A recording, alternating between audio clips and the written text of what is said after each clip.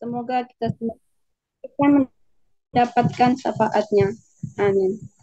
Bapak Ibu yang kami hormati, kami yang bertugas pada kesempatan ini akan menyampaikan hal-hal yang akan berlangsung pada pertemuan hari ini. Yang pertama pembukaan, yang kedua pembahasan atau presentasi, yang ketiga diskusi, dan yang keempat penutup. Baiklah Bapak Ibu, sebelum kita masuk pada pembahasan, marilah kita sama-sama membuka acara ini dengan bacaan basmalah. Bismillahirrahmanirrahim. Selanjutnya, pembahasan materi atau presentasi tentang menjauhi maksiat bagian kedua oleh kelompok 11 kepada Bapak Muhammad Rafi. Dengan hormat kami persilakan.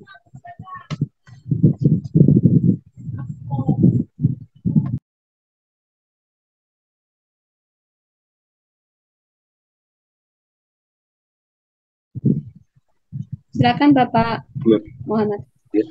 Bismillahirrahmanirrahim. Assalamualaikum warahmatullahi wabarakatuh. Ahmaduhu wa nusalli wa nusallimu ala rasulihil karim. Amma ba'd. Alhamdulillah, saya Muhammad Rafi dari kelompok 11 belajar untuk presentasi literasi kitab kuning Bidayatul Hidayah dalam menjauhi kemaksiatan. Ini saya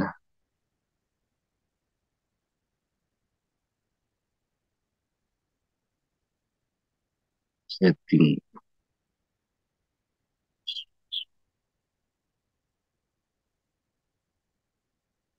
Sebentar mau screen.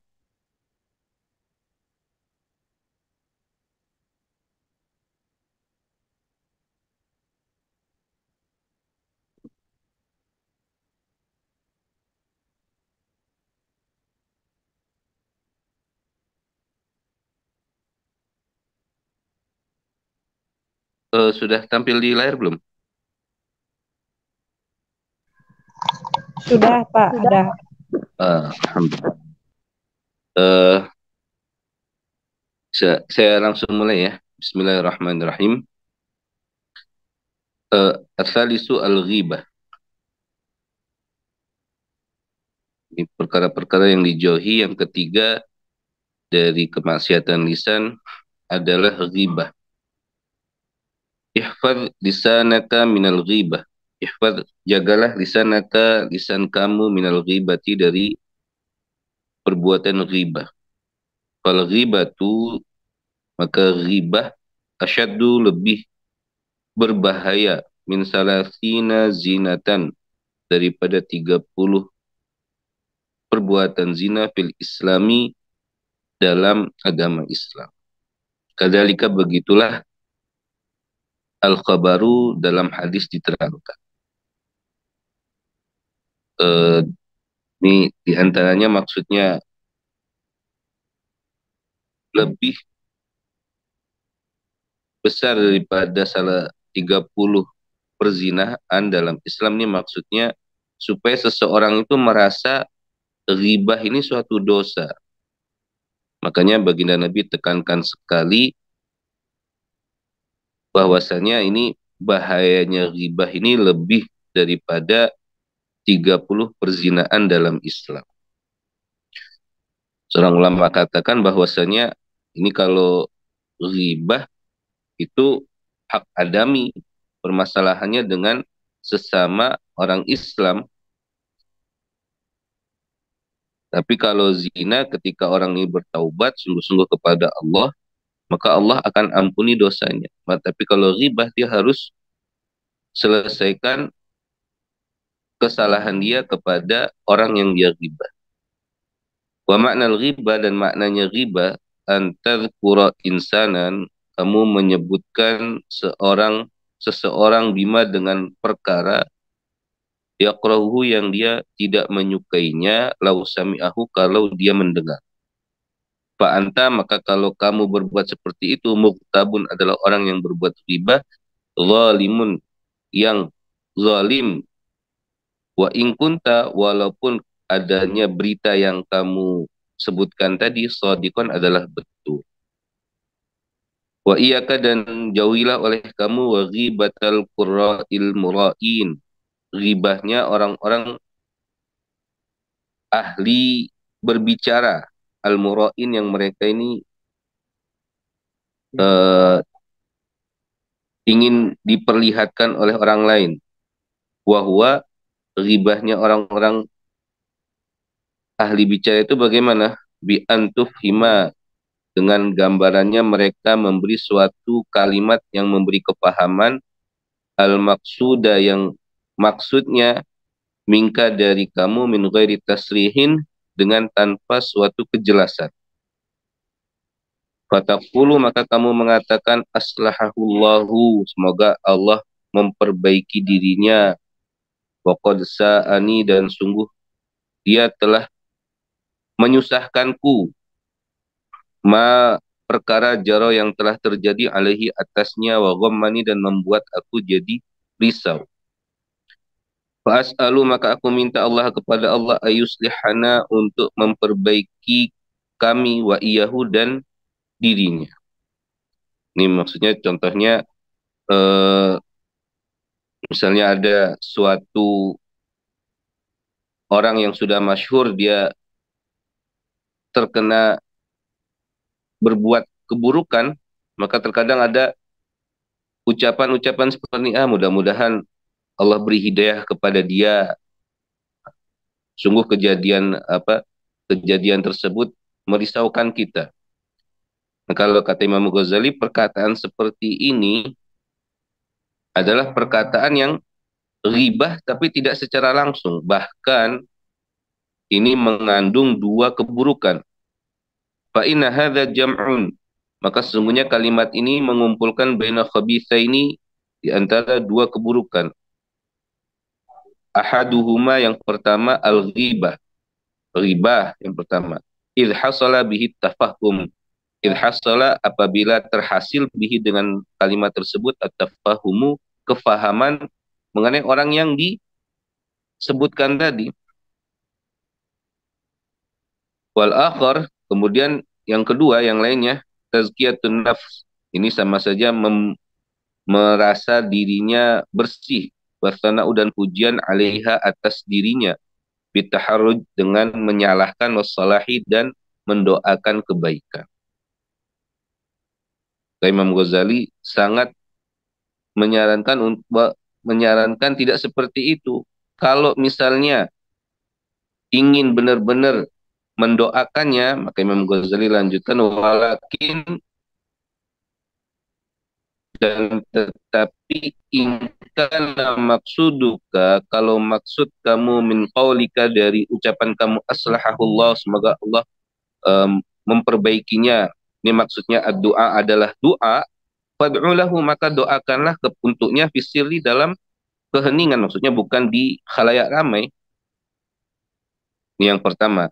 Kemudian yang kedua, ini tamamta dan kalau kamu risau bisa babihi dengan sebabnya kena musibah ataupun dia melakukan suatu kesalahan, wa alamatuhu maka tandanya kamu risau annaka bahwasanya kamu la turidu kamu tidak menghendaki fadhihatahu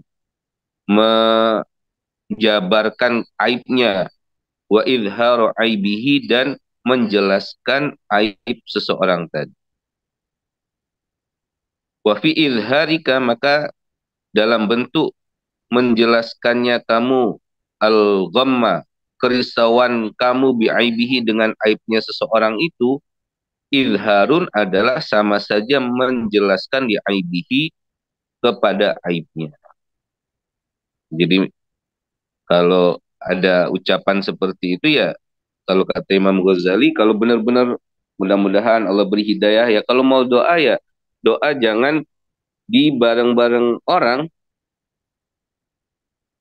ya doa ketika sendiri bukan di depan orang. Dan kalau benar-benar itu risau, maka bentuk risau itu bukan dengan menyebutkan aibnya. Ini kata Imam Ghazali. Wa yakfika, dan cukup bagi kamu zajiran sebagai pencegah anil ghibati, dari ghibah. Qauluhu azza wa jalla, firman Allah Ta'ala, wala yaghtab ba'dukum ba'dha yuhibbu ahadukum an ya'kula lahma akhihi maitan fakarihtumu. Wala yaghtab, dan janganlah kamu membicarakan perkara yang tidak disukai ba'dukum sebagian kalian bahkan kepada sebagian yang lain. Ayuhibbu, apakah senang ahadukum salah seorang dari kalian ayakula untuk dia ini makan lahma akhihi, daging saudaranya, maitan, dalam keadaan bangkai. Fakarihtumu, maka kamu pun tidak menyukai. Faqad syabbahaka, maka sungguh telah menyamakan kamu, yakni orang-orang yang berbuat ghibah, Allahu Allah, biakilil maitati, dengan orang yang makan bangkai. Fama ajdaraka, maka alangkah cepatnya bagi kamu antah tariza, untuk berhenti minha, dari ghibah. Ini satu poin firman Allah Ta'ala, supaya orang itu berhenti dari ghibah. Imam Ghazali sampaikan bahwasanya dalam firman Allah Ta'ala disebutkan orang yang ghibah, orang yang membicarakan orang lain, kalau dia dengar dia tidak suka, itu sama saja makan dagingnya, ya makan bangkai. Ini satu poin. Kemudian yang kedua, wa yamna'uka, dan mencegah kamu juga minal ghibatil muslimin, dari ghibah orang-orang Islam, amrun, suatu perkara, lau tafakkarta fi, kalau kamu memikirkan dalam perkara tersebut. Wahwa, perkara tersebut adalah antanzura, kamu melihat, ila nafsika, kepada diri kamu sendiri, halfika, apakah dalam diri kamu aibun, ada aib, zahirun, yang jelas, au batinun, ataupun yang tidak tampak. Wahal anta, dan apakah kamu muqarifun, melakukan maksiatan, suatu kemaksiatan, sirran, dalam keadaan tersembunyi, au jahran, ataupun terang-terang. Yang kedua, solusi untuk supaya orang nggak berbuat ghibah, Imam Ghazali suruh pikirkan, ini dalam diri kita pun ada aib yang nampak dan nggak nampak, ataupun pernah melakukan kemaksiatan, baik yang tampak ataupun ditahu orang ataupun tidak diketahui oleh orang lain. Ini dua opsi untuk bagaimana mencegah seseorang dari ghibah. Fa'in arafta, maka kalau kamu tahu dzalika, keburukan tersebut, min nafsika, dari diri kamu, fa'lam, maka ketahuilah, anna ajzahu, bahwasanya ke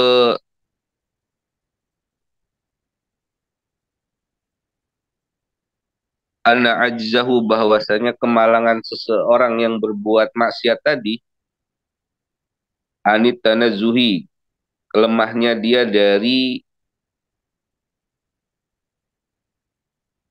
menjauhkan diri dari kemaksiatan, amma, dari perkara, nasab tahu, yang kamu nisbatkan perkara tersebut ilahi, kepadanya, ka'ajzika, seperti kelemahan kamu ketika melakukan kemaksiatan, wa uzrahu, dan uzurnya, ka'uzrika, seperti uzur kamu juga. Ini maksudnya, ketika seseorang melihat dirinya terkadang melakukan suatu kemaksiatan yang dia tidak kuasa, eh, seperti eh, berbuat buruk ataupun berbicara yang tidak baik, jika marah. Ini kan kadang di luar dari kontrol dia. Maka Imam Ghazali katakan sebagaimana kamu lemah dalam mengontrol diri kamu ketika marah, berkata yang tidak bagus, maka begitu juga lihat orang lain, mereka juga kadang ada kelemahan sehingga mereka berbuat kemaksiatan, mereka punya kelemahan di situ. Wa kama takrahu, dan sebagaimana kamu tidak suka antuf baha untuk disebarkan waktu kalau dan dibicarakan uyubuka aib-aib kamu, bahwa maka orang yang kamu gibahi aidan juga yakrahuhu, dia tidak menyukai. Fa in satartahu, maka kalau kamu menyembunyikan aibnya, satarallahu taala, maka Allah akan menyembunyikan aibmu, alaika, atas aib kamu. Wa in fadahtah, wa in fadahtahu, dan kalau kamu menjabarkan aibnya, sallatallahu, maka Allah akan menguasai alaika, atas kamu, alsinatan hidadan, lisan-lisan yang tajam, yumazziquna irdaka, yang akan merusak kehormatan kamu di dunia, Tsumma yafdahukallahu, kemudian Allah akan menjabarkan, membuka aib-aib tersebut, Allah Ta'ala fil akhirati, di akhirat, ala ru'usil mala'i, di hadapan semua makhluk. Maksudnya kalau kita bisa tahan ghibah, nggak membicarakan perkara yang orang lain itu tidak suka perkara tersebut untuk dibicarakan di depan umum, maka Allah pun akan tutupi juga kesalahan-kesalahan kita. Tetapi kalau kita menyampaikan kesalahan-kesalahan orang lain ghibah, maka Allah pun akan buka kesalahan-kesalahan orang yang ghibah ini.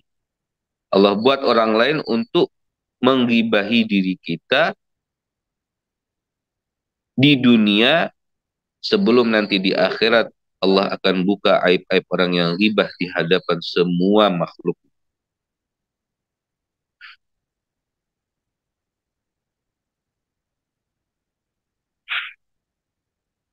Wa in nazarta, dan kalau kamu melihat ila zahirika, kepada zahir kamu, wa batinika, dan batiniah kamu, falam tatalli, kemudian kamu tidak tampak fihima, dalam zahir dan batin, ala aibin, atas suatu aib, wa naqsin, dan kekurangan, fi dinin au dunia, dalam urusan agama ataupun urusan dunia, fa'lam, maka ketahuilah, anna jahlaka bi'uyubi nafsika, bahwasanya ketidaktahuan kamu dengan aib diri kamu, aqbahu anwa'il hamaqah, adalah seburuk-buruknya suatu kebodohan. Wala aiba, dan tidak ada suatu aib, a'zamu, yang lebih besar, minal humqi, daripada kebodohan. Imam Ghazali, kalau kamu menyatakan, kalau seseorang ini menyatakan dirinya, wah saya nggak punya aib, nggak punya kekurangan, maka Imam Ghazali katakan, wah ini orang-orang yang paling tingkatan bodoh, yang paling sangat. Karena ketidaktahuan seseorang kepada aib dirinya sendiri, ini suatu kebodohan yang sangat. Dan kebodohan itu pun berupa suatu aib. Walau aradallahu ta'ala bika khairan, walau arada, kalau menghendaki Allah Ta'ala, bika, kepada kamu, khairan, suatu kebaikan, labassaraka, maka Allah pasti akan memperlihatkan kepada kamu, bi'uyubi nafsika, dengan aib-aib dirimu, keburukan-keburukan diri. Waru'yatuka, maka penglihatan kamu, nafsaka, kepada diri kamu, bi'aini ridha, dengan mata yang puas. Ghayatu ghabawatika, adalah puncaknya kebodohan kamu.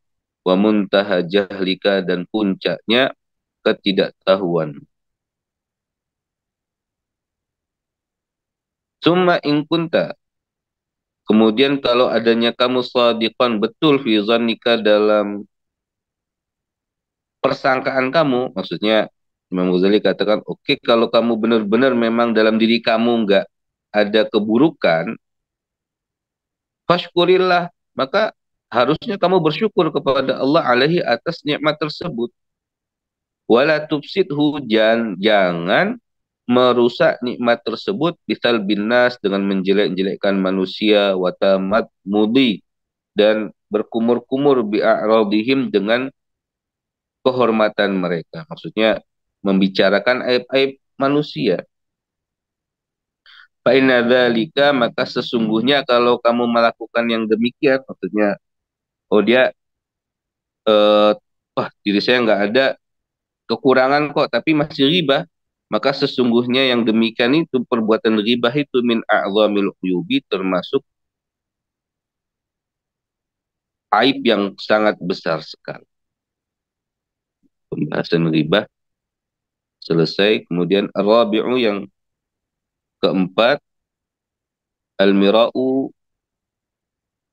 berbantah-bantahan, wal jidalu, dan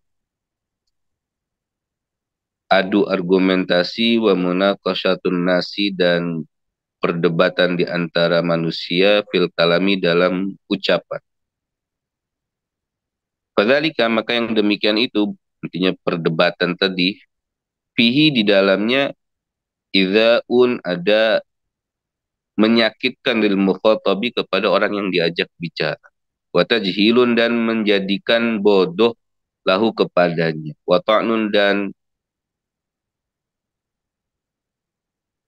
menjelekkan fihi, di dalam jidal tadi.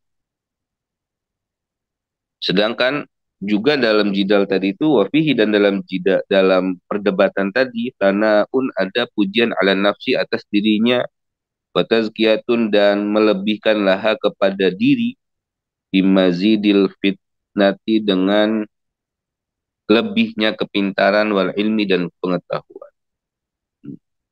Dalam perdebatan itu merasa pokoknya orang yang diajak bicara itu pokoknya dia belum tahu, kemudian merasa dirinya sendiri lebih tahu, lebih punya kefahaman dalam hal tersebut. Ini dalam perdebatan. Kemudian hasil dari perdebatan itu, summa huwa, kemudian dia musyawisun, diwaswaskan, dikhawatirkan, bil aisy, dalam kehidupannya. Maksudnya efek daripada perdebatan tadi terus akan berkelanjutan. Diannaka, karena sesungguhnya kamu, in maraita, kalau kamu berdebat safihan dengan orang bodoh, adaka, maka orang bodoh tersebut akan menyakiti kamu. Jika dia kalah, maka dia akan berbicara yang ataupun berbuat perkara yang akan menyakiti orang yang menang dalam perdebatan tadi. Wa in maraita, dan kalau kamu berdebat haliman dengan orang yang sabar, walaka, maka dia akan menyusahkanmu ketika kesabarannya habis, wa haqada alaika, dan akan dengki kepadamu. Waqad qala, dan sungguh telah bersabda Rasulullah sallallahu alaihi wasallam, baginda Nabi Muhammad sallallahu alaihi wasallam, man, barang siapa, taraka, dia meninggalkan al-mira'a, perdebatan, wa huwa, sedangkan dia mubtilun, dalam posisi salah, banallahu, maka Allah akan membangun lahu, untuknya, baitan, suatu rumah, fi rabadil jannah, di pinggiran surga. Waman, dan barang siapa, tarakal mira', dia meninggalkan perdebatan, wahwa, sedangkan dia muhikun, dalam posisi yang benar, banallahu, maka Allah akan membangun lahu, untuknya, baitan, suatu bangunan, tempat tinggal, rumah, fi a'lal jannah, dalam surga yang paling tinggi. Wala yang bagi, dan tidak seyogianya, ayak da'aka, untuk menipumu, asyaitanu, syaitan. Wa yaqulu, dan syaitan mengatakan laka, kepada kamu, azhiril haq, tampakkan yang hak, tampakkan yang benar, wala tudahi, dan jangan berlemah lembut bihi dalam menampakkan perkara yang hak. Ini kadang syaitan merayu-rayu supaya ya berdebat, pokoknya harus tampakkan yang hak, jangan lemah lembut dalam menampakkan hak. Fa'inna syaitana, maka sungguhnya syaitan abadan selamanya yastajiru menyerit al-hamqa, orang-orang yang bodoh, ila syari kepada keburukan, fi ma'ridil khairi dalam menampakkan perkara yang bagus. Nah, kelihatannya bagus, cuman itu sebenarnya rayuan, ajakan, bujukan syaitan untuk keburukan. Fala takun, maka jangan jadilah kamu duhkatan sebagai bahan tertawaan li syaitani untuk syaitan, yaskoru yang dia ini akan mengolok-molok bika dengan. Wa idharul haqqi, maka menyampaikan perkara yang hak, hasanun adalah suatu perkara yang bagus. Ma'aman kepada orang yakbalu yang mereka ini menerima minka dari kamu. Memberikan nasihat, menyampaikan perkara hak itu bagus, tetapi kepada orang yang mau terima. Wadzalika, yang demikian itu, bitariqin nasihati, dengan jalan nasihat, fil haqiqati, dengan dalam hakikatnya nasihat. La bitariqil mumarati, bukan dengan jalan perdebatan. Wali nasihati, dan untuk nasihat, sighatun ada bentuk, wahiatun, dan ada keadaannya. Wayuhtaju, dan dibutuhkan fiha dalam nasihat, latalatufi, untuk lemah lembut. Wa illa, kalau menyampaikan kepada perkara yang hak itu bukan dalam segi nasihat, sorot, maka akan menjadi fadhihatan, mencemarkan keburukan. Wakana, dan adanya perkara tadi, maksudnya maunya memberitahu yang benar, tetapi bukan dengan cara nasihat, tapi dengan cara jidal, dengan cara berdebat, fasaduha, kerusakannya, mafsadahnya, keburukannya, aksara min salahiha, lebih banyak daripada kebaikan. Waman, dan barang siapa khalaqa, yang dia ini sering mengikuti mutafaqahatal asri, orang-orang yang dianggap sebagai ahli pada zamannya. Ini beliau tulisnya pada waktu zaman beliau. Ya, kalau sekarang ya orang-orang yang dianggap sebagai yang ahli berdebat di zamannya. Ghalaba, maka akan kalah ala tab'ihi, atas wataknya al-mira, untuk dia ini senantiasa berdebat. Wa asura, dan sangat susah alaihi, atasnya, as-samtu, untuk diam. Idh alqa ilaihim, ketika mereka ditemukan kepada mereka, al-ulama ulama su, anna dzalika, bahwasanya yang demikian itu, berdebat tersebut, wal fadlu, adalah suatu keutamaan. Wa anal qudrata, dan sesungguhnya kuasa, alal mujadalati, atas berdebat, wal munaqasyati, dan munaqasyah, adu argumen, wa adalah alladzi, yang yumtadahu, yang dipuji, bihi, dengan. Fafirwa, maka larilah, minhum, dari mereka, firaraka, sebagaimana larinya kamu, minal asadi, dari singa.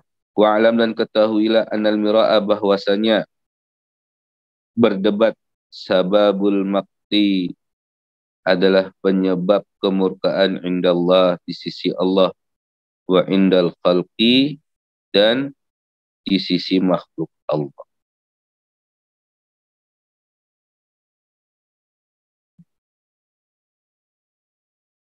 Sampai di halaman 191. Demikian presentasi dari saya.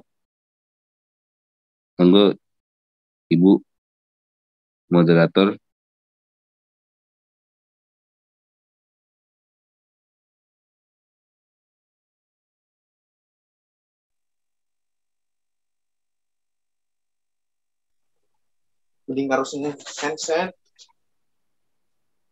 Terima kasih kepada Bapak Muhammad Rafi atas penyampaian materinya. Semoga kita semua dapat memahaminya. Bapak Ibu yang kami hormati, selanjutnya kita masuk pada sesi tanya jawab atau diskusi tentang materi yang telah dibahas. Kepada Bapak Ibu yang ingin menanggapi atau mengajukan. Bagaimana, Pak? Saya mau tanya, Bu. Ya, silakan, Pak. Ini maaf, Pak, ini volumenya. Assalamualaikum warahmatullahi wabarakatuh. Waalaikumsalam. Terima kasih atas kesempatan untuk bertanya yang berkaitan dengan ghibah. Tadi pembahasannya sangat luar biasa, sangat bagus, sangat mendalam. Ada satu pertanyaan yang perlu mungkin saya anggap ini sangat penting juga yang berkaitan dengan ghibah. Yang pertama adalah pertanyaannya, apakah acara-acara yang tiap hari ada di TV itu termasuk ghibah? Ya. Kenapa kalau memang termasuk ghibah, kenapa dari MUI sebagai organisasi keulamaan tidak memberikan teguran atau tidak memberikan pandangan kalau acara-acara seperti itu termasuk ghibah? Tadi dari penjelasan bahwa ghibah itu termasuk perbuatan yang sangat berbahaya gitu, dosa besar. Oleh karena itu mohon penjelasan apakah acara-acara yang ada di televisi itu termasuk ghibah. Kalau memang ghibah, kenapa dari MUI atau organisasi keulamaan tidak memberikan arahan atau pandangannya kepada stasiun televisi? Terima kasih. Assalamualaikum warahmatullahi wabarakatuh. Waalaikumsalam warahmatullahi wabarakatuh. Waalaikumsalam warahmatullahi wabarakatuh. Ya, bagaimana Bapak? Mau langsung ditanggapi atau ada yang mau mengajukan pertanyaan lagi? Saya mengajukan, Bu. Mungkin iya, Bu silakan Rohayati. Pak Taufik. Iya, silakan Pak Taufik. Assalamualaikum warahmatullahi wabarakatuh. Pada Pak dosen, Pak Rafi, dan Bu moderator yang kami hormati. Kami mungkin akan sedikit karena kami tertinggal, tapi kami ini tadi mendengar tentang kaitannya dengan hibah. Mungkin kami hanya ingin memperjelas apa yang tadi ditanyakan oleh Pak Jaki, bahwa ketika kita membuka media televisi, channel televisi, baik itu Metro TV, TV One, dan sebagainya, itu sekarang kita mau ada agenda besar yaitu 2024, di mana masing-masing cawapres itu saling menyerang, saling membicarakan aib lah, katakanlah seperti itu. Mungkin itu lebih spesifiknya seperti itu yang tadi disampaikan oleh Pak Jaki. Saling menyerang, saling menjatuhkan agar mereka itu masing-masing kandidat itu memperoleh dukungan dari masyarakat. Ini yang pertama. Itu hukumnya seperti apa, sama yang saat disampaikan oleh Pak Jaki. Kenapa dalam hal ini KPAI atau MUI selaku di situ kelompok ulama tidak memberikan fatwanya terkait dengan hal-hal yang seperti ini. Kemudian yang kedua terkait dengan mujadalah. Saya tertarik dengan mujadalah bahwa di kita itu ada kegiatan Batsul Masail, di mana di situ mujadalah tidak bisa dilepas ketika Batsul Masail itu. Masing-masing menggunakan referensinya untuk bisa memenangkan ketika ada masail seperti itu. Apakah itu diperbolehkan? Kemudian yang kedua, lebih spesifik lagi terkait dengan debat publik. Ketika debat publik itu kan salah satu bentuk mujadalah. Di samping di situ saling menjatuhkan, bahkan kadang-kadang ada yang hoax. Itu bagaimana hukumnya? Kemudian yang terakhir terkait dengan quotes. Banyak sekali orang yang menggunakan quote atau kata-kata hikmah dari orang-orang yang sudah meninggal. Tapi mereka itu punya motivasi bukan untuk mencerahkan kepada umat, tapi di situ ada dengan quote tersebut itu mempunyai sisi politis agar quote itu bisa digunakan untuk menjatuhkan lawan atau juga untuk mempengaruhi lawan. Seperti itu. Terima kasih. Ya, terima kasih Bapak atas pertanyaannya.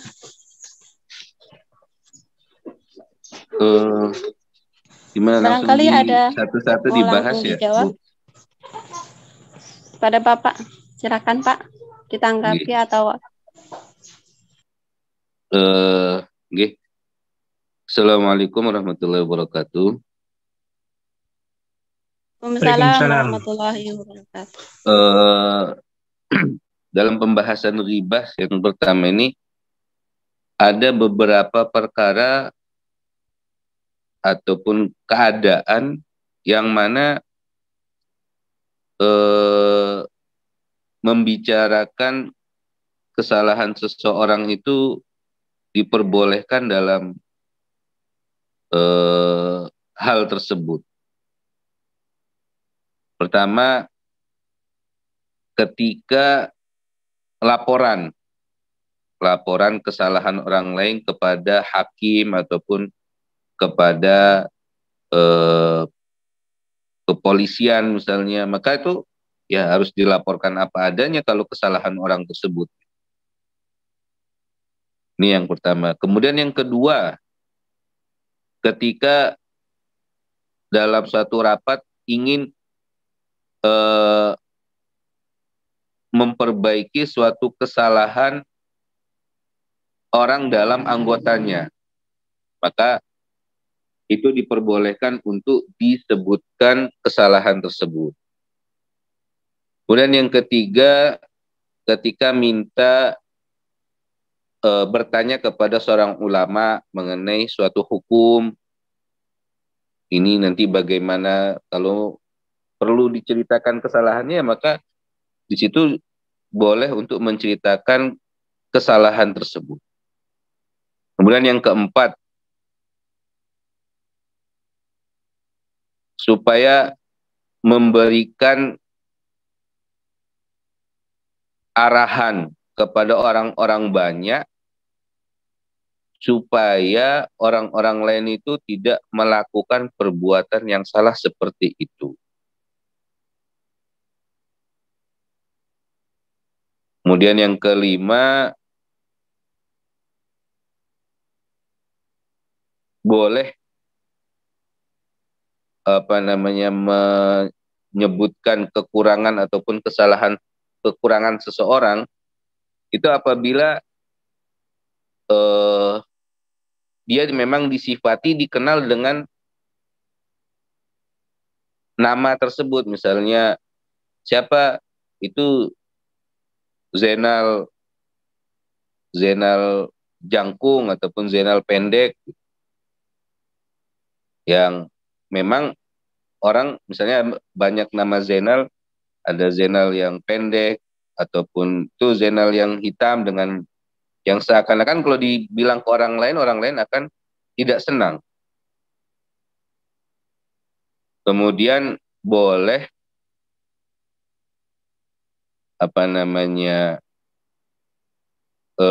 ghibah itu di satu kondisi yang mana orang itu membuat kesalahan itu di depan umum dan dia nggak malu-malu membuat kesalahannya di depan umum, maka orang yang seperti itu dighibahi, ada kebolehan supaya orang nggak mengikuti kesalahan tersebut. Nah, kemudian dalam acara-acara yang di televisi ataupun dan yang lain-lain, itu kan terkadang seperti memilih pimpinan. Ini kan terkadang setiap orang di Indonesia, bahkan ada beberapa orang yang namanya saja nggak kenal. Maka mungkin ini apa namanya, menurut saya mereka ingin mengenalkan sosok pimpinan siapa nih, A, siapa Fulan A, siapa Fulan B, gitu. Kemudian yang kedua, namanya perdebatan. Kalau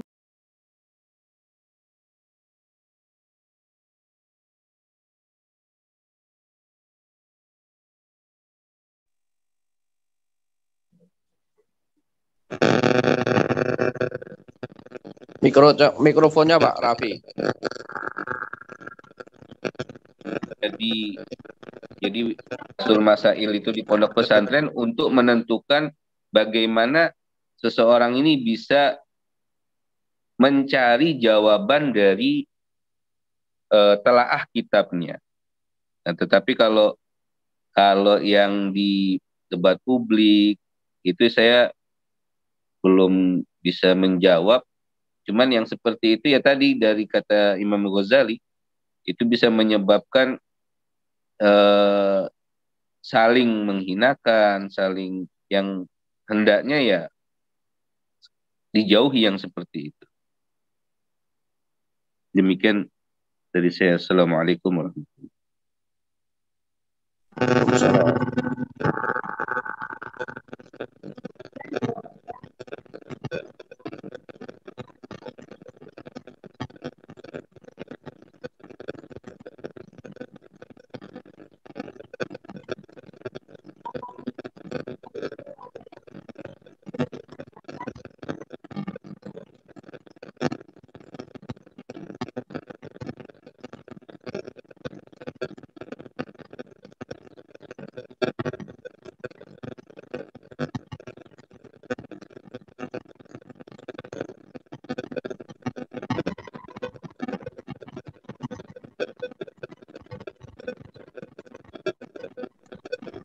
Monggo Ibu Rahayati.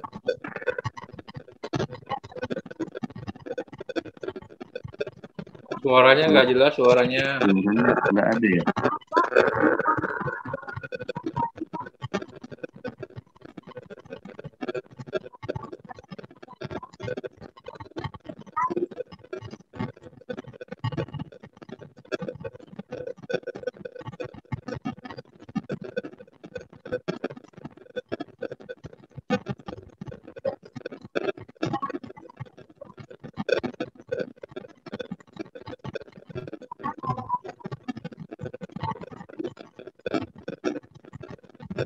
Bu Rohayati suaranya nggak ada. Masih keresek.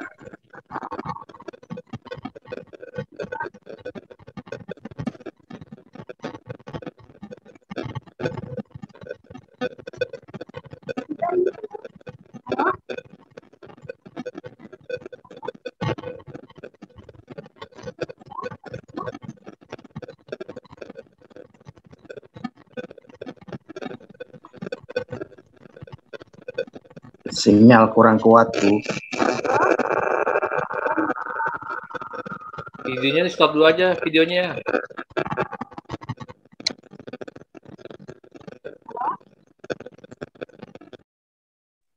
Ya, masih nggak kedengeran juga.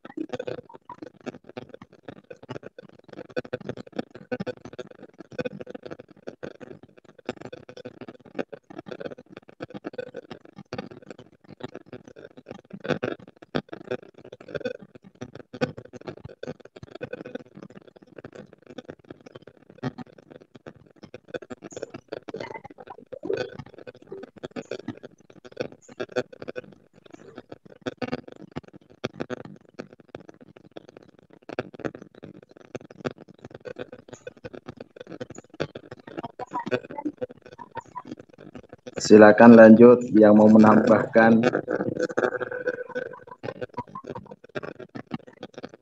Moderatornya suaranya hilang.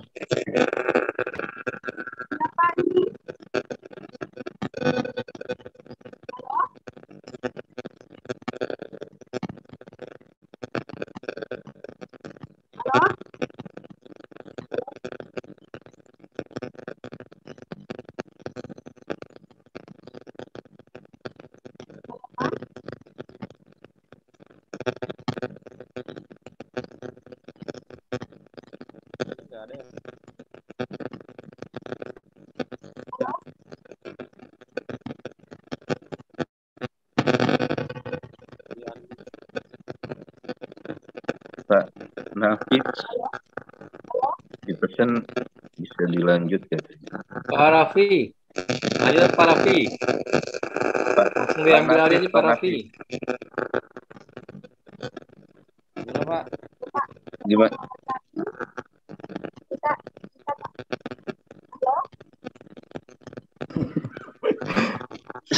Sudah Bu, sudah. Sudah.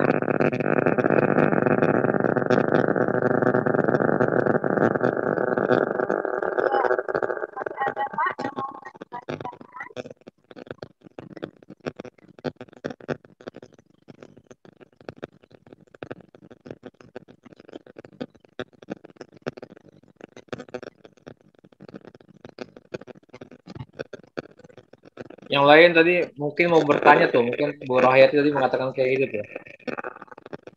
Yang lain mau nambahin atau mau? Bu Rohayati nggak kedengar dengan jelas. Mungkin untuk moderator bisa di tackle yang lain. Nafis, monggo Mbak Nafis.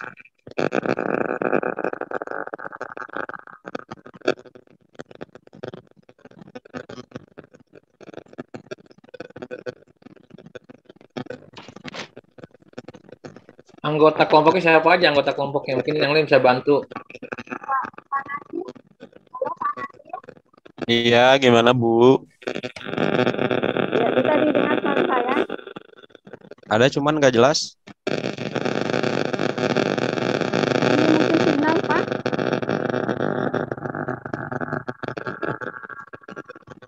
Oh iya, iya, iya.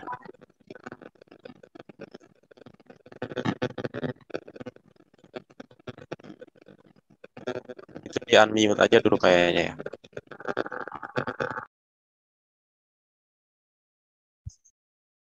Assalamualaikum. Waalaikumsalam. Mangga, Pak Nasi, silakan. Ibu Rohayati terkendala dengan sarananya kayaknya. Barangkali kita dilanjut saja ya Pak ya. Betul, Pak Nasi. Pak Nasi, kalau bisa handle aja.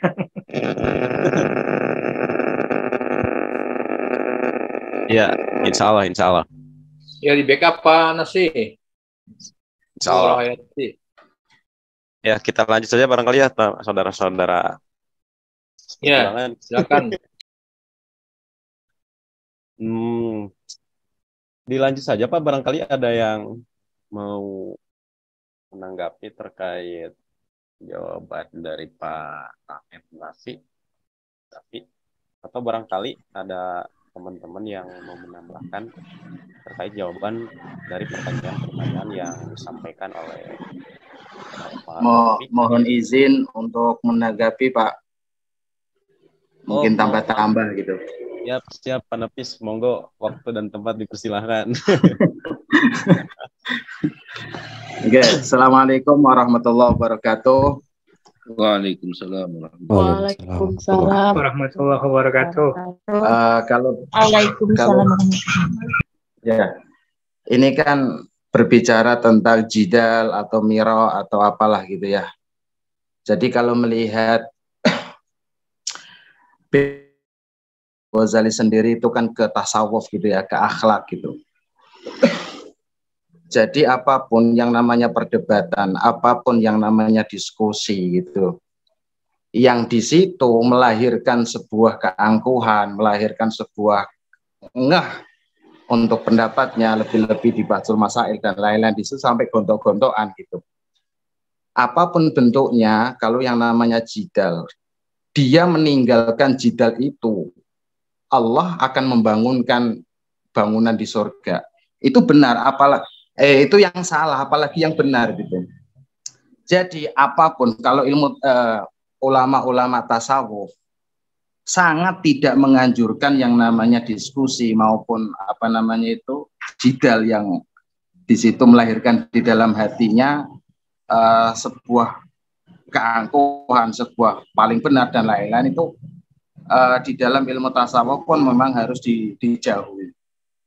Adapun yang namanya ghibah, apapun yang namanya ghibah, kecuali tertentu tadi ada maslahat tertentu, mungkin itu memang dibolehkan gitu. Jadi intinya kita sebagai atau yang belajar tentang ilmu tasawuf gitu, lebih baik untuk diri kita sendiri khususnya itu memang meninggalkan hal-hal semacam itu. Agar apa? Agar hati itu terjaga bersih. Maka bab yang selanjutnya itu kan tazkiyatun nafs nanti kan. Nah di situ nanti ada hubungannya untuk itu semua gitu. Jadi pandangan saya apapun yang acara di televisi misalnya gitu kan, karena itu bahkan ada yang gini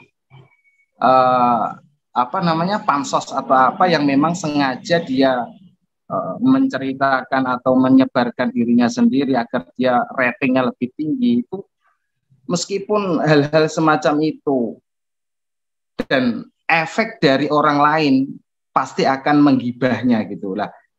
Yang namanya gibah itu memang tidak diperbolehkan gitu, apapun alasannya atau apapun gitu ya. Jadi menurut saya memang kecuali hal-hal tertentu yang disebutkan oleh Pak Raffi tadi, yaitu laporan izin dan lain-lain atau keterangan lah, minta keterangan, itu mungkin memang di dalam fikih pun itu diperbolehkan gitu. Jadi mungkin itu saja yang dari pandangan saya, karena ini kita belajar tasawuf, belajar dari ulama tasawuf yaitu Imam Ghazali, maka beliau mengajarkan kepada kita apapun bentuk miro ataupun bentuk jidal lebih baik kita tinggalkan. Dalam hadis pun mantaroka jidal wa huwa mubtil fa huwa banallah fil jannah gitu kan.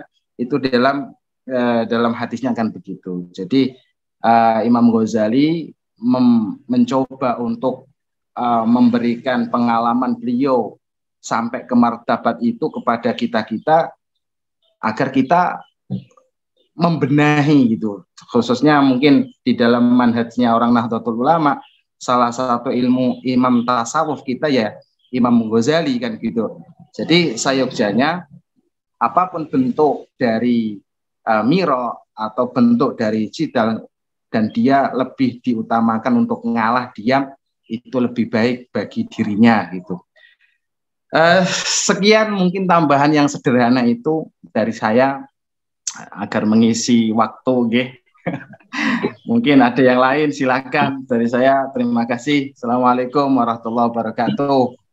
Waalaikumsalam warahmatullahi wabarakatuh. Terima kasih. Terima kasih Bapak-bapak Ibu sekalian. Mohon maaf saya potong.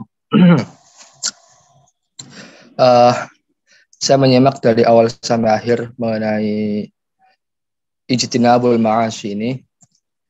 Makanya mungkin salah satu hikmah beliau menempatkan bab ijtinabul ma'asyi di akhir ini Al-Ghazali, karena pada dasarnya ijtinabul ma'asyi ini justru jauh lebih berat daripada taat. Ya tidak? Ya mungkin makanya kan di hadis itu mengatakan Rasulullah itu memerintahkan kalau kita mengerjakan ketaatan itu semampunya saja cukup. Tapi justru Rasulullah memberikan penekanan ke menjauhi larangan. Itu harus benar-benar sekuat tenaga. Makanya Al-Ghazali menempatkan taat itu di depan. Karena taat itu lebih gampang Bapak Ibu. Kita puasa gampang. Asal niatnya bagus, fisiknya bagus, puasa selesai. Tapi menghindari hal-hal yang bisa merusak puasa itulah justru yang jauh lebih berat. Kita sholat, gampang sholat itu. Bahkan sholatnya kita mungkin panjang-panjang, bacaannya, semua sunnah dilakukan, macam-macam. Bahkan ya banyaklah ketaatan-ketaatan itu bisa kita lakukan dengan baik. Tapi justru yang sangat sulit adalah menjauhi maksiat tadi. Nah, kemudian di antara maksiat itu, maksiat hati misalnya. Di kitab ini Al-Ghazali tadi kita membahas mengenai ghibah. Ghibah itu bahkan dikatakan lebih buruk daripada 30 zina. Tapi bukan berarti ini memvalidasi orang berbuat zina, bukan. Secara kemaksiatan sama-sama maksiat, tapi nilainya itu bahkan lebih banyak daripada zina. Oke lah, orang berzina, dia tobat selesai. Tapi kita orang yang menjelek-jelekkan orang yang zina, itu mungkin dosanya lebih besar. Bahkan lebih besar memang.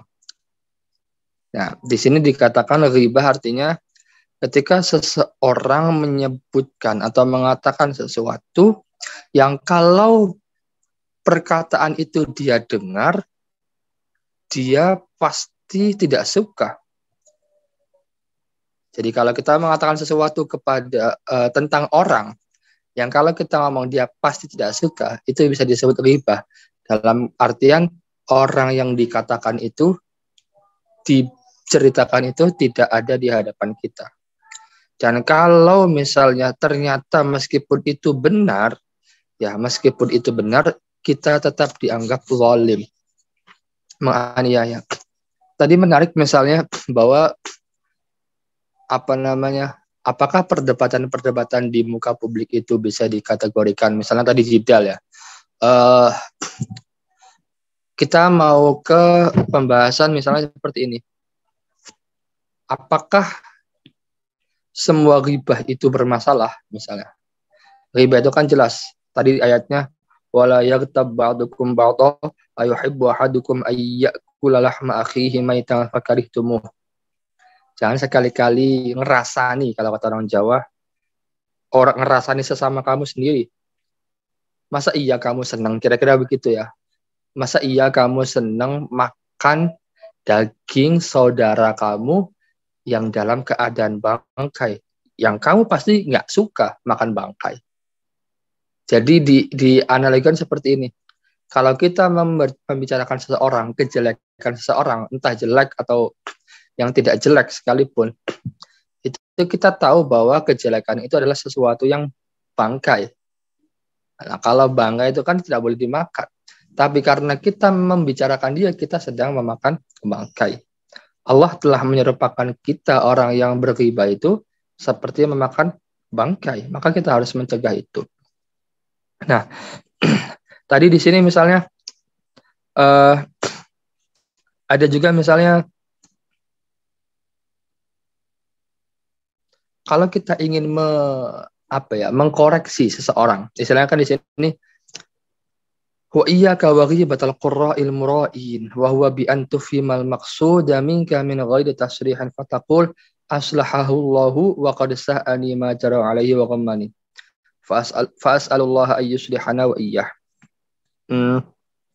Tanpa eksplisit kita mengatakan bahwa semoga Allah memperbaikimu. Ya kan, wa qad sa'ani ma jara alaihi wa ghammani. Itu sudah kalau mengatakan seperti itu ada dua kemungkinan atau ada dua hal yang dilingkup dalam hal itu. Pertama, ghibah. Kalau maksudnya mengatakan seperti itu di hadapan orangnya atau tentang orang itu, kalau bisa dipahami dari perkataannya jelas tentang orang itu, ya maka itu ghibah. Yang kedua, tazkiyatun nafsi, itu artinya menganggap diri baik. Jadi kan di Quran itu wala tuzakku anfusakum. Jadi tazkiyatun nafsi di sini bukan mensucikan hati dalam artian pekerjaan para sufi, bukan. Tazkiyatun nafsi di sini artinya menganggap diri baik, wasana'u 'alaiha, dan memberi pujian atas hati tersebut. Bitaharruj wassalah. Kan gini, kadang kita motivasinya kalau ngomongin orang tuh begini, semoga engkau berubah di hadapan orang. Yang seolah-olah tanpa kita sadari dengan mengatakan semoga engkau berubah itu, semoga Allah memperbaiki hatimu, semoga Allah memberi hidayah, seolah-olah kita itu terbebas dari itu, terbebas dari keburukan yang kita ungkapkan ke orang lain tersebut. Hati-hati kalau kita sampai ngomong seperti itu. Nah, kalau misalnya kita pengen dalam ucapan kita itu mengoreksi orang lain, tujuannya adalah untuk semoga Allah memperbaiki orang tersebut, cukup saja diucapkan dengan lirih, tidak usah keras-keras di hadapan orang banyak. Makanya kan di antara mengadab atau etika mengoreksi orang lain itu bagusnya ya, terutama ya Bapak-bapak, kalau kesalahan itu bersifat individual antara satu dengan yang lain, misalnya saya dengan Pak Zaki atau siapapun lah, itu artinya saya mengoreksinya itu kalau ini berkaitan dengan individu ya jangan di depan umum, cukup berdua saja, tidak boleh di hadapan umum. Ya kan. Sebenarnya kan kalau kita kalau ada orang diceritakan, dibongkar kejelekannya, kita pun sama, sebenarnya tidak ingin dibongkar kejelekannya oleh siapapun. Ketika orang misalnya ditampakkan tentang cacatnya, misalnya, maka cukup saja. Misalnya ada orang nih teman-teman, lagi ngumpul teman-teman, kelas PJJ-A ini misalnya, tiba-tiba ada satu orang yang mulai membuka pembicaraan, si A tuh begini. Wah, itu sudah mulai tuh. Dia berusaha menampakkan keburukan orang lain. Yang padahal sebenarnya tidak urgen sekali. Pembicaraan itu ada gitu kan. Nah, itu tidak boleh. Udahlah, langsung saja pakai ayat, jangan sekali-kali berghibah. Atau ganti saja obrolannya, kira-kira begitu. Nah, dalam hal menghibahi orang muslim misalnya, pernahkah kita berpikir bahwa kita itu melihat diri sendiri? Apakah kita di dalam hati punya aib yang jelas atau yang tidak jelas, yang tidak nampak? Ataukah kita seringkali bermaksiat itu terang-terangan atau sembunyi-sembunyi? Kalau kita menyadari bahwa kita itu punya banyak keburukan atau potensi keburukan, maka memang kita itu memang manusia yang lemah.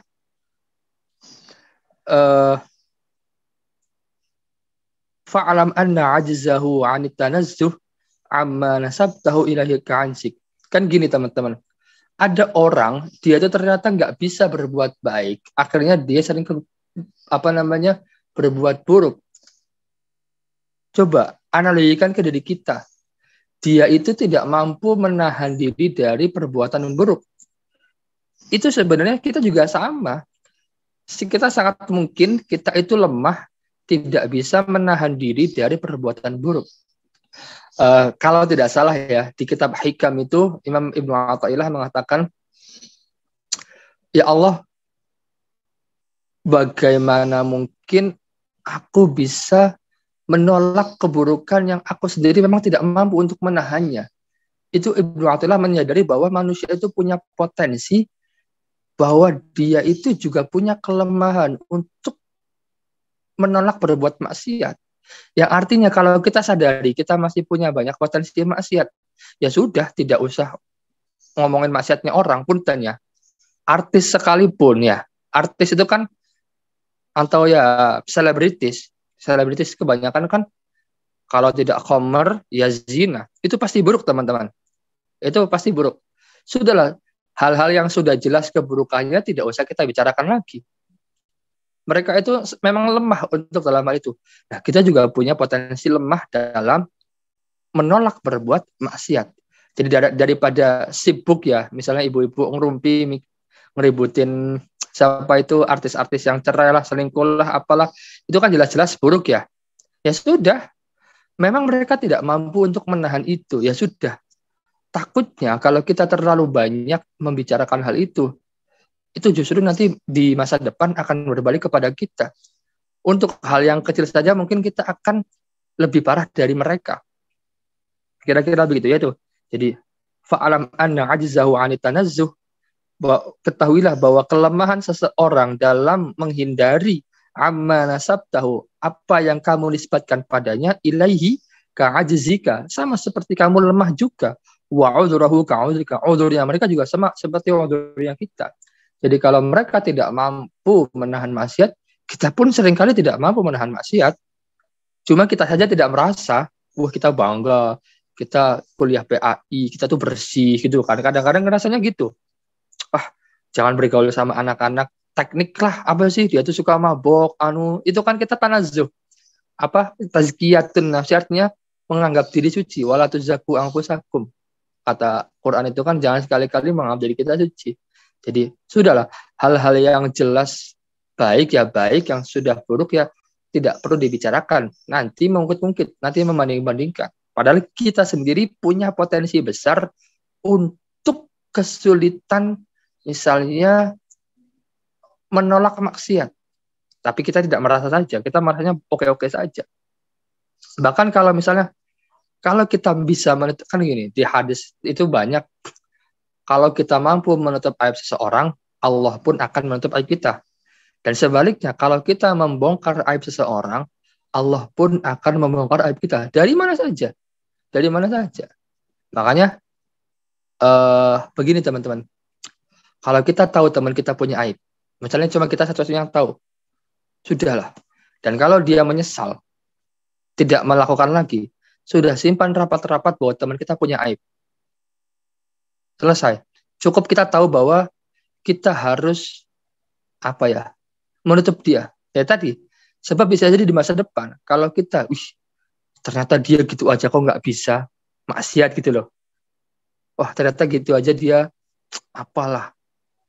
Jangan-jangan takutnya kita itu justru di masa depan melakukan hal yang sama dengan dia, tidak bisa melakukan maksiat, bahkan lebih parah. Nah, lebih parah maksiatnya, bahkan lebih ringan godaannya mungkin. Itu kan kadang-kadang kita tidak tahu. Makanya kalau kita menutup aib orang, Allah menutup aib kita. Jangan umbar-umbar aib orang, buat apa sih? Gitu kan, kira-kira begitu. Jadi kalau kita membongkar aib seseorang, di sini sallallahu alaika alsinatan hidadan. Nanti Allah akan memberikan atau mengutus lewat orang lain lisan-lisan yang lebih tajam. Mungkin kita sekadar kalau buka aib itu loh sih, itu ternyata zina. Misalnya seperti itu. Tapi mungkin Allah di masa depan memberikan kita orang yang kalau ngomong tentang aib kita luar biasa. Lebih dari sekadar itu. Wah, dasar anaknya ini, kamu dasar manusia enggak. Wah, pokoknya lebih parah. Pokoknya gampangnya gitulah. Kalau kita berbicara tentang keburukan orang lain dengan cara yang halus sekalipun, itu nanti akan dibuka oleh orang lain, bahkan bukan orang itu. Dan nanti akan merobek-robek harga diri kita di dunia. Jadi ya, kalau nanti di akhirat, bahkan lebih parah lagi. Nah, wa in nazarta ila zahirika wa batinika falam tattali' fihi ma ala aibin wa naqsin fi dinin aw dunya. Kalau kamu lihat pada zahir dan batinmu, jangan sekali-kali atau jangan melihat atau menelaah zahir dan batinmu tentang aib dan kekurangan saja, baik agama atau dunia. Fa'alam anna jahlaka bi uyubi nafsika akbahu anwa'il hamaqah. Nah, ini yang paling penting. Bahwa ketidaktahuan diri kita terhadap aib di hati kita itu justru paling buruknya kegilaan. Peribahasa itu semut di seberang lautan terlihat, gajah di pelupuk mata kelewatan, gitu kan, kira-kira begitu. Saya lupa persisnya. Artinya jangan sampai kita sibuk, wah dia itu celahnya ini, kurangnya ini. Misalnya Pak Babang itu kurangnya ini, jeleknya ini, wah macam-macam. Padahal diri kita lebih banyak. Itu kan repot. Pertama, secara agama nggak baik. Kedua, secara mental pasti juga nggak baik. Besok cari keburukan siapa lagi ya? Oh si A ini buruknya ini, wah. Kayak orang tuh, kita tuh merasa bangga loh kalau kita tahu punya keburukan orang lain tuh loh. Kadang-kadang kan gitu, wah saya tahu buruknya dia itu apa. Terus apakah itu sebuah prestasi gitu kan? Kadang-kadang aduh itu jangan sampai terjadi pada diri kita. Makanya lebih baik kita teliti. Misalnya gini, oh saya itu kuliah kurangnya apa? Kurangnya membaca, sudah membaca. Saya kuliah kurangnya apa? Menulis, sudah menulis. Saya kuliah kurangnya apa? Disiplin, ya sudah disiplin. Jangan ngolok-ngolok orang lain. Wah kamu dasar telat terus. Wah kamu dasar anu-anu. Wah. Nah itu, oh si A itu jarang masuk loh, anu loh. Nggak bisa loh, apa loh. Nah itu jelek. Summa in kunta shadiqan fi dhannika fashkurillaha ta'ala. Atau walau aradallahu ta'ala bika khairan labassaraka bi uyubi nafsik. Kalau Allah menghendaki kita, ya di sini kan kamu ya, berarti kita saja, khairan, kebaikan, maka Allah akan membukakan kita berapa banyak kecatatan kita. Faru'yatuka nafsaka bi'ainir ridha ghayatu ghabawatika wa muntaha jahlika. Dan nanti kita tuh akan melihat di diri kita itu dengan kerelaan, teman-teman. Kalau kita sungguh benar-benar ya dikehendaki oleh Allah sebagai orang yang baik, kita tuh misalnya kalau melihat diri kita tuh, oh iya, saya itu tidak punya kemampuan berbicara di depan umum dengan baik. Nanti Allah perlihatkan, asal kita ridho, asal kita benar-benar, oh ternyata saya itu tidak punya kemampuan bersosialisasi dengan baik. Oh ternyata saya itu kurang baik dengan tetangga. Oh ternyata tetangganya begini, kenapa? Oh begini. Jadi asal kita tulus, nanti dibukakan oleh Allah keburukan-keburukan kita yang kalau kita lihat itu ridho. Kadang ada orang dibukakan keburukannya itu marah-marah. Apa kamu, saya nggak begitu. Saya tuh nyolong kalau nggak ada duit saja. Ya nyolong. Ya memang nyolong gitu kan. Orang dibukakan keburukannya. Kamu tuh masih suka begini sama orang begitu kan. Jangan begitu. Dikoreksi malah marah. Karena memang pada dasarnya orang tersebut itu seringkali tidak pernah ada keinginan untuk membukakan atau dibukakan oleh Allah kekurangannya apa. Sebenarnya paling aman tuh Ibu, kalau kita di usia berapapun, apalagi usia-usia dewasa ini, oh ternyata saya banyak kekurangan. Contoh misalnya begini, mohon maaf ya Bapak Ibu, bisa, oh ternyata saya tuh butuh kuliah gitu loh. Walaupun saya itu sudah pernah kuliah yang lain, ternyata saya butuh kuliah yang ini. Oh ternyata tuh walaupun saya sudah ngaji, ternyata juga saya butuh cara pandang yang luas dari orang lain tentang suatu ilmu. Nah itu kan penting. Kadang orang merasa udah ngaji, ngapain ngaji lagi? Ah dia belum tentu lebih baik dari saya. Nah itu tidak bisa. Summa in kunta shadiqan fi dhannika fashkurillaha ta'ala alaih wala tufsiduhu bisalbin nasi wa tamatmudi bi aradihim. Jadi yang paling penting itu kalau kita sudah ditunjukkan oleh Allah itu ya sudah, alhamdulillah, bersyukur.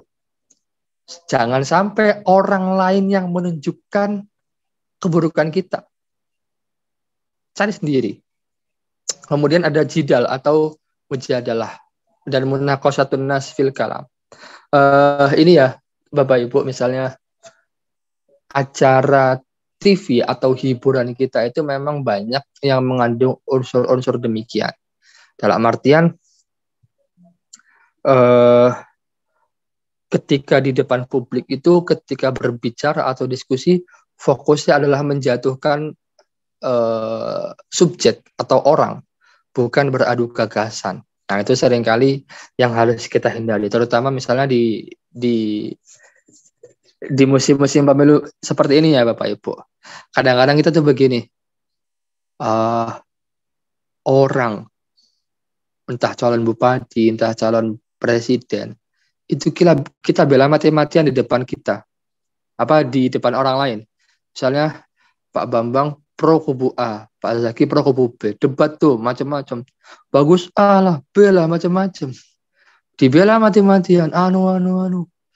Terus dijatuhkan, tua kamu dasar, kamu mau jadi kayak dia yang ngikutin dia itu pro ini, dasar kamu ini. Oh itu bahkan luar biasa. Yang kalau kita pikir-pikir Bapak Ibu, mereka itu malah kalau kita sakit jenguk atau tidak, yang kita bela mati-matian itu. Kadang-kadang kita berlebihan terhadap membela orang yang kenal dengan kita saja tidak. Misalnya bela Jokowi berlebihan, bela Bu Mega atau Prabowo siapapun lah berlebihan. Yang orang yang kita bela itu entah bisa melihat kita atau tidak gitu kan kadang-kadang. Apalagi misalnya sampai menjatuhkan orang lain mentalnya bahkan karirnya hanya gara-gara kita berdebat di depan publik. Bahkan misalnya saya itu profesor, guru besar. Bahkan dengan kalimat-kalimat Anda itu tidak punya otak. Mudah-mudahan otaknya juga besar. Waduh, itu kan sampai seperti itu ada itu di TV. Mudah-mudahan otaknya besar. Lah, itu kan sudah bergeser dari substansi perdebatan ke menghina orang atau melecehkan orang. Yang itu tidak boleh. Nah, maka hindarilah hal-hal seperti itu. Apalagi Bapak Ibu guru, Bapak-bapak kan yang kebanyakan menjadi pengajar. Ya, kalau saya pribadi sih di musim-musim seperti ini enaknya diam Bapak Ibu. Kalau buka medsos gitu kan. Kalau buka medsos itu rawan itu isinya sampah semua kebanyakan kan.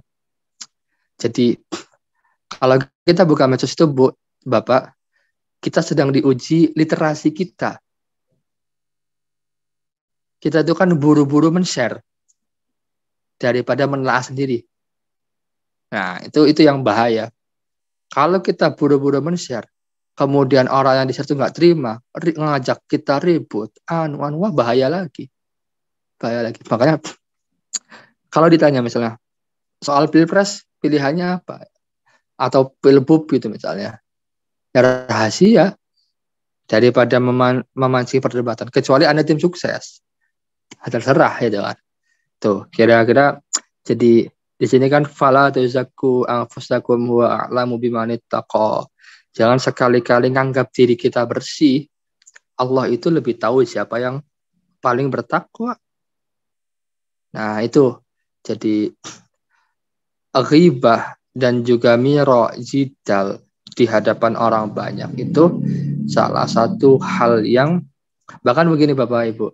Kalau rapat misalnya kan, kita tuh seringkali menyudutkan orang. Wah, orang A tuh gini. Demi ambisi kita mencapai posisi tertentu misalnya. Ini apa ya? Makanya memang kalau kita pikir-pikir Bapak Ibu, kita bisa tahajud tiap hari, mungkin bisa. Duha tiap hari, mungkin bisa. Apalah ibadah-ibadah yang luar biasa lah. Itu mungkin mudah. Tapi kalau menjauhi hal tadi loh, kadang-kadang tidak kita sadari. Baik Bapak Ibu sekalian, mohon maaf atas segala kekurangannya karena baru bisa bergabung secara intens lagi karena kemarin istri saya baru melahirkan beberapa waktu ini dan alhamdulillah anak saya sedang tidur. Saya tadi khawatir terbangun gitu kan. Jadi salam sehat semua Bapak Ibu. Akhirul kalam. Assalamualaikum warahmatullahi wabarakatuh. Waalaikumsalam warahmatullahi wabarakatuh. Selamat ya Pak. Waalaikumsalam warahmatullahi wabarakatuh.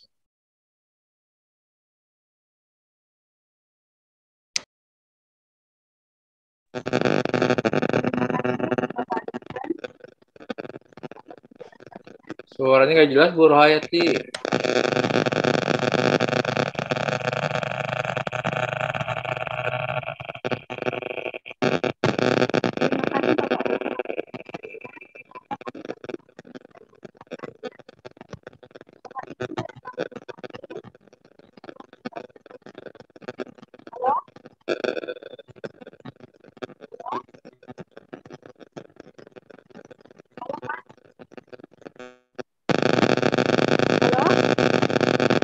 Gak ada suaranya.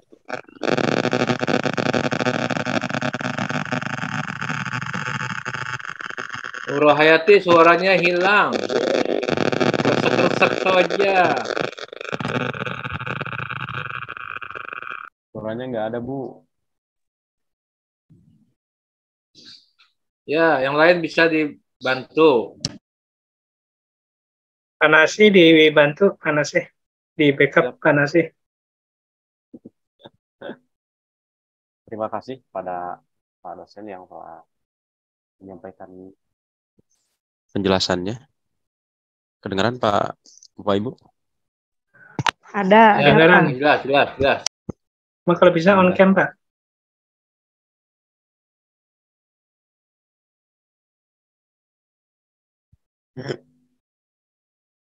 Saya ulang ya. Sekali lagi terima kasih kepada Pak dosen yang telah menyampaikan materinya dan penjelasannya yang sangat kita mengerti, dan mudah-mudahan menjadi sebuah bekal untuk ke depan menjalani hidup yang lebih baik. Dan sedikit saya sampaikan kembali tentang menjauh maksiat. Maksiat adalah kebaikan daripada taat, dan taat adalah kebalikan daripada maksiat. Imam Al-Ghazali dalam bukunya menyampaikan bahwa betapa kita dianjurkan untuk senantiasa melakukan ketaatan dengan semampunya. Dan juga kita diberikan sebuah pesan untuk selalu meninggalkan kemaksiatan atau keburukan dengan sekuat tenaga. Dari bagian daripada penyampaian tentang menjauhi maksiat, salah satunya adalah memelihara mata, terus memelihara telinga, kemudian menjaga lisan. Yang berkaitan dengan lisan adalah dusta, terus kemudian ingkar janji, gibah, dan debat atau banyak bicara yang oleh teman kita dua poin tadi sudah disampaikan.